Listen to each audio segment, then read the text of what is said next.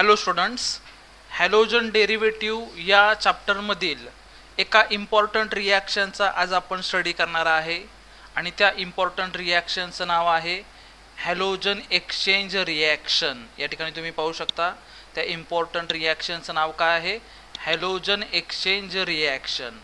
Halogen exchange रिॲक्शनमध्ये महत्त्वाच्या दोन रिॲक्शन येतात। त्यामध्ये पहिली रिॲक्शन आहे फिंकलस्टीन रिॲक्शन आणि सेकंड रिॲक्शन आहे स्वर्ट्स रिॲक्शन। अशा दोन रिॲक्शनचा सहभाग या हॅलोजन एक्सचेंजमध्ये येतो। ठीक आहे, मग हॅलोजन एक्सचेंज रिॲक्शनमध्ये सुरुवातीला आपण जे रिॲक्शन पाहणार आहे त्या रिॲक्शनचं नाव आहे फिंकलस्टीन रिॲक्शन। मग फिंकलस्टीन रिॲक्शन म्हणजे नक्की काय, तर या रिॲक्शनमध्ये अल्काइल क्लोराइड किंवा अल्काइल ब्रोमाइड हा सोडियम आयोडाइड बरोबर रिॲक्ट होतो ॲसिटोनच्या प्रेझेन्समध्ये आणि अल्काइल आयोडाइड तयार होतो, म्हणून या रिॲक्शनला आपण फिंकलस्टीन रिॲक्शन म्हणणार आहे। जनरल रिॲक्शन पाहायचं म्हटलं तर या ठिकाणी तुम्ही जनरल रिॲक्शन पाहू शकता। अल्काइल क्लोराइड हा कोणाबरोबर रिॲक्ट होणार आहे, तर सोडियम आयोडाइड बरोबर रिॲक्ट होणार ॲसिटोनच्या प्रेझेन्समध्ये। या ठिकाणी पाहू शकता ॲसिटोनच्या प्रेझेन्समध्ये अल्काइल क्लोराइड हा सोडियम आयोडाइड बरोबर रिॲक्ट होणार।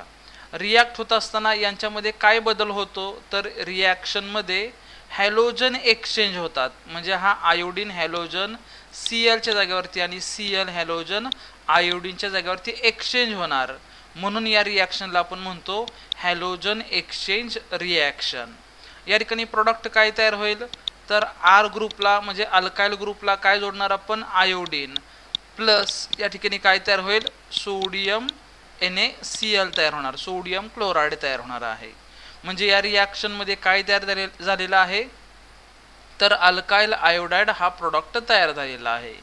सेकंड जनरल रिॲक्शन तुम्ही पाहू शकता की अल्काइल ब्रोमाइड याची रिॲक्शन सोडियम आयोडाइड बरोबर होणार ॲसिटोनच्या प्रेझेन्समध्ये। ॲसिटोनच्या प्रेझेन्समध्ये सोडियम आयोडाइड अल्काइल ब्रोमाइड बरोबर रिॲक्ट होणार। इथं सुद्धा सेम काय होणार आहे, तर आयोडीन हा हॅलोजन Brच्या जागेवरती, Br हा हॅलोजन आयोडीनच्या जागेवरती काय होणार, एक्सचेंज होणार आणि फायनल प्रोडक्ट तयार होणार आहे alkyl iodide plus NaBr sodium bromide हा बाय प्रोडक्ट तयार होणार आहे। मग या रिॲक्शनमध्ये तुम्ही जर ऑब्झर्वेशन केलं तर तुमच्या लक्षात येईल की अल्काइल क्लोराइड किंवा अल्काइल ब्रोमाइड याची सोडियम आयोडाइड बरोबर रिॲक्शन झाल्यानंतर एकच टाईपचा प्रोडक्ट तयार होतोय, एकाच टाईपचा प्रोडक्ट तयार होतोय आणि तो प्रोडक्ट कोणता आहे, अल्काइल आयोडाइड। तो प्रोडक्ट कोणता आहे, अल्काइल आयोडाइड। म्हणजे या ठिकाणी मला सांगायचं आहे फिंकलस्टीन रिॲक्शनमध्ये ओनली वन प्रोडक्ट तयार होतो, एकच प्रोडक्ट तयार होतो आणि तो प्रोडक्ट कोणता आहे, अल्काइल आयोडाइड। कोणता प्रोडक्ट तयार होणार आहे, अल्काइल आयोडाइड हा प्रोडक्ट तयार होणार आहे। एक्झाम्पल या ठिकाणी पाहूयात आपण, C2H5Cl म्हणजे इथाइल क्लोराइड याची रिॲक्शन सोडियम आयोडाइड बरोबर होणार ॲसिटोनच्या प्रेझेन्समध्ये। ॲसिटोनच्या प्रेझेन्समध्ये इथाइल क्लोराइड हा सोडियम आयोडाइड बरोबर रिॲक्ट होणार। मग रिॲक्शनमध्ये तुम्हाला माहीत आहे की इथं काय बदल होतो, काय चेंज होणार आहे, तर आयोडीन हा हॅलोजन Clच्या जागेवरती, Cl हा हॅलोजन आयोडीनच्या जागेवरती एक्सचेंज होणार आणि मग प्रोडक्ट तयार होणार आहे C2H5I प्लस NaCl हा बाय प्रोडक्ट तयार होणार आहे। त्यानंतर सेकंड एक्झाम्पल C2H5Br म्हणजेच इथाइल ब्रोमाइड याची रिॲक्शन सोडियम आयोडाइड बरोबर होणार ॲसिटोनच्या प्रेझेन्समध्ये।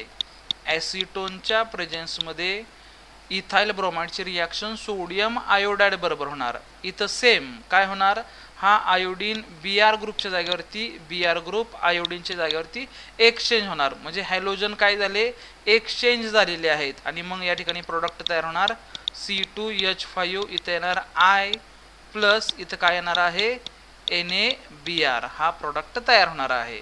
म्हणजे मला या ठिकाणी सांगायचं आहे फिंकलस्टीन रिॲक्शनमध्ये, फिंकलस्टीन या रिॲक्शन मध्ये फक्त एकच प्रोडक्ट तयार होतो, तो कोणता आहे? Alkyl iodide. अल्काइल आयोडाइड हा ओनली वन प्रोडक्ट कुठे तयार होतो?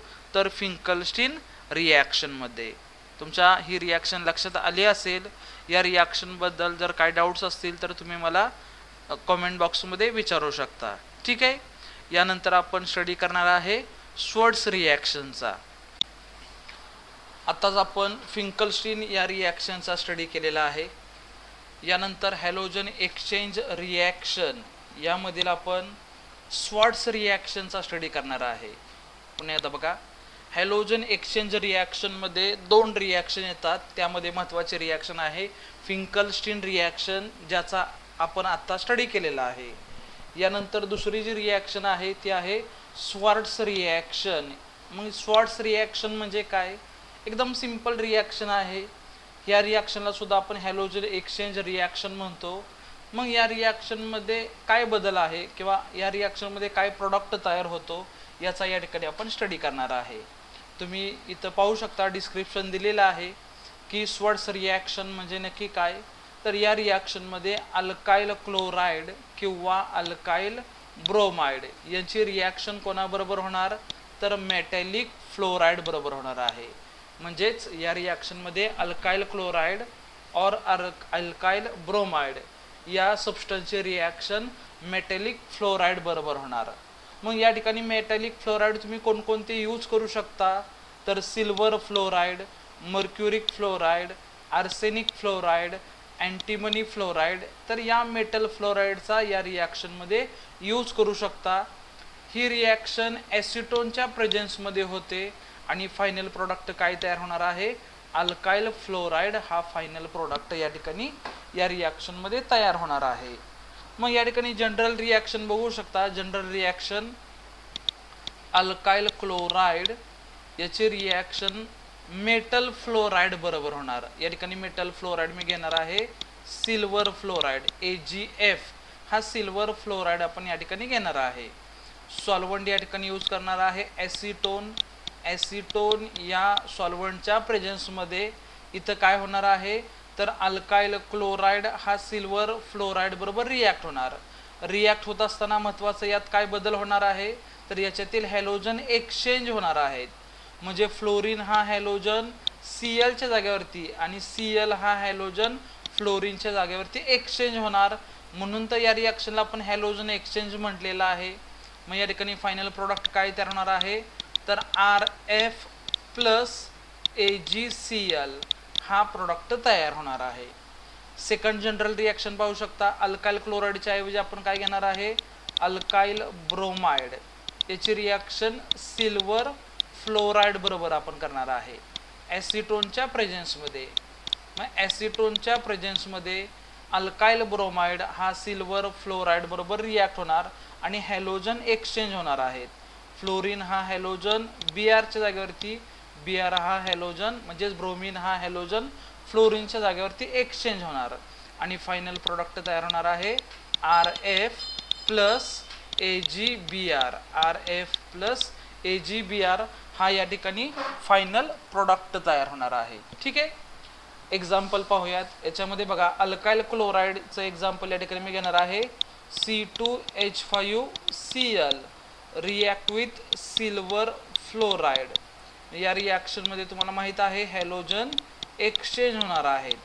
मग हा फ्लोरीन या Clच्या जागेवरती Cl फ्लोरीनच्या जागेवरती काय होणार? एक्सचेंज होणार आणि मग प्रोडक्ट तयार होणार आहे C2H5F इथाइल फ्लोराईड प्लस काय तयार होणार आहे? AgCl तयार होणार आहे. त्यानंतर दुसरं example C2H5Br plus silver fluoride. इथं सुद्धा हॅलोजन काय होणार? एक्सचेंज होणार आहे. ॲसिटोनच्या प्रेझेन्समध्ये हे रिॲक्शन होणार आणि हॅलोजन एक्सचेंज होणार. फ्लोरीन हा हॅलोजन ब्रोमीनच्या जागेवरती, ब्रोमीन हा हॅलोजन फ्लोरीनच्या जागेवरती एक्सचेंज होणार आणि प्रॉडक्ट तयार होणार आहे C2H5F प्लस AgBr म्हणजे सिल्वर ब्रोमाइड. मग या रिॲक्शनचं तुम्ही ऑब्झर्वेशन करू शकता. या रिॲक्शनमध्ये फक्त कोणता प्रोडक्ट तयार झालेला आहे? Alkyl fluoride, alkyl fluoride. इथं सुद्धा काय तयार झालेलं आहे, इथाइल फ्लोराईड हा प्रोडक्ट तयार झालेला आहे. यावरून मला सांगायचं आहे की स्वर्ट्स रिॲक्शन या रिॲक्शनमध्ये फक्त कोणता प्रोडक्ट तयार होतो, तर अल्काइल फ्लोराईड. आणि याच्या अगोदर आपण पाहिलेले आहे फिंकलस्टीन रिॲक्शन. फिंकलस्टीन रिॲक्शनमध्ये फक्त काय तयार होणार, अल्काइल आयोडाइड.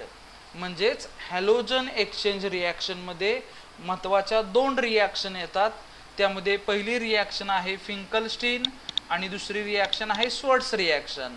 या रिॲक्शनमध्ये महत्त्वाचा प्रोडक्ट काय तयार होतो याच्यावरती तुम्हाला MHT-CETला क्वेश्चन विचारला जातो. मग MHT-CETला कोणता क्वेश्चन विचारला जातो, फिंकलस्टीन रिॲक्शनमध्ये कोणता प्रोडक्ट तयार होतो, तर अल्काइल आयोडाइड.